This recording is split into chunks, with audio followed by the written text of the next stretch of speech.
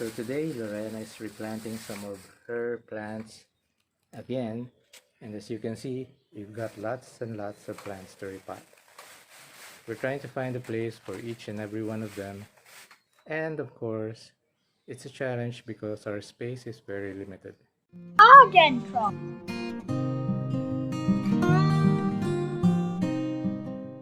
We're doing a bit of gardening again, so we've got a lot of plants to replant.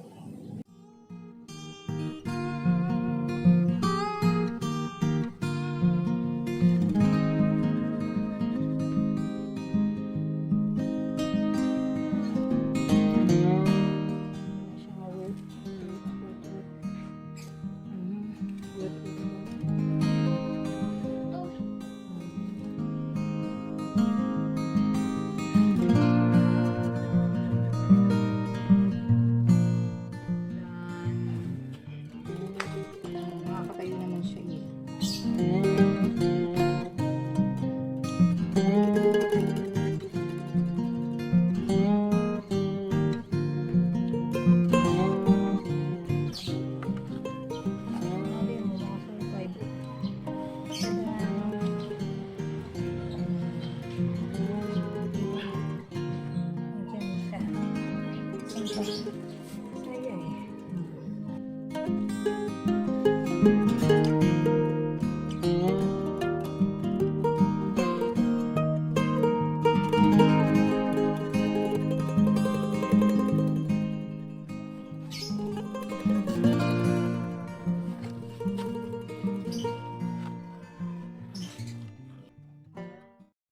Bell pepper.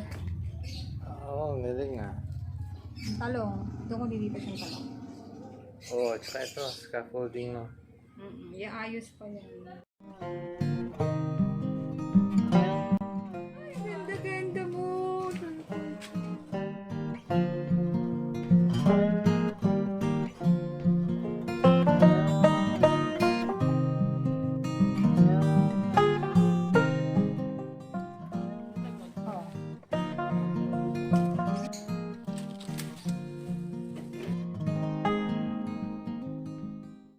So we're now selecting some plants to put into.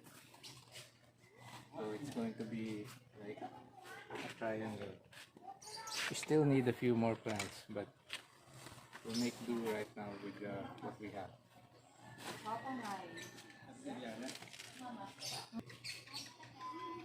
So each plant has a different texture and character. Horsey dorsey.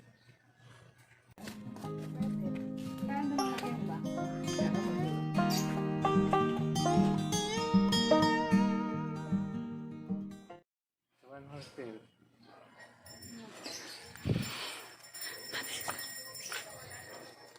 As in one. As in one. Because we have more here. Yung hiya tayo sa horse tail, di ba? Yes, one horsetail. From one horsetail will come many horsetails. Galit?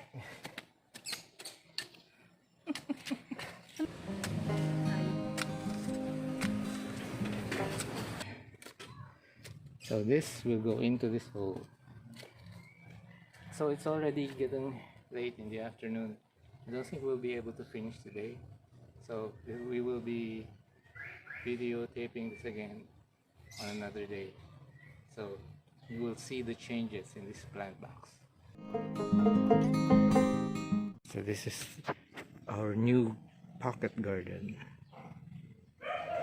So these are two tall flowering plants with cup-like flowers, red and yellow. We got so much, lots of plants now, and we're trying to find the place for all of them.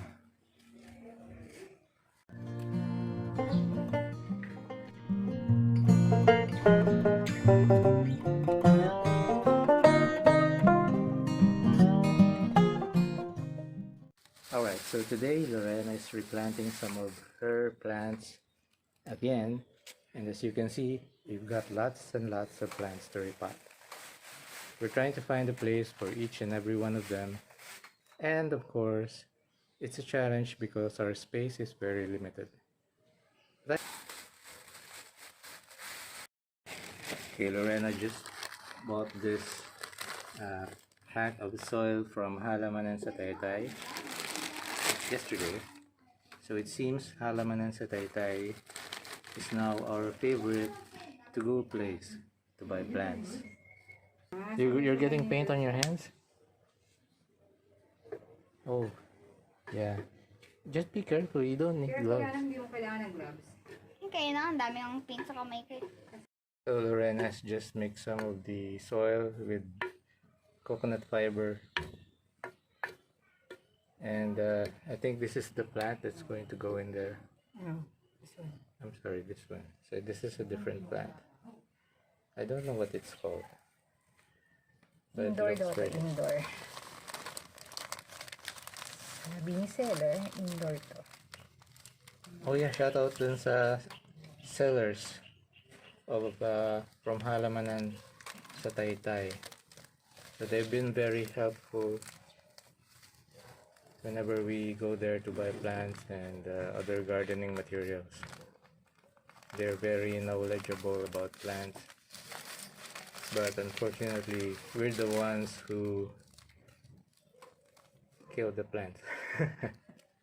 No, we don't kill the plants. We try to take care of them as much as possible, but sometimes they die, unfortunately. Ako, nagkakalit ako dyan. I guess that's life. Okay, so they're still alive. The plants we planted, they're thriving, seemingly so. So we'll be updating you regarding the status of this garden, how it grows.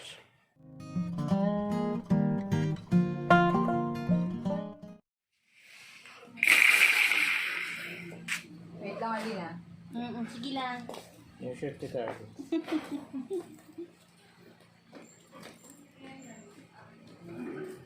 Yung orchid management using coconut husks.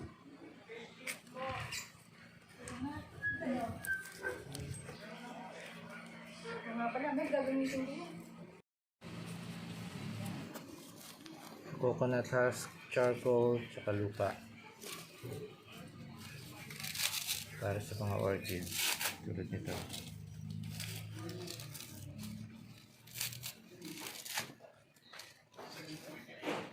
This is the state of our garden right now.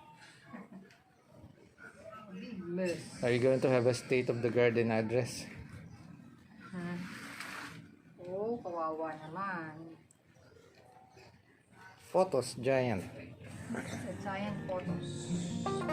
Arghentrock.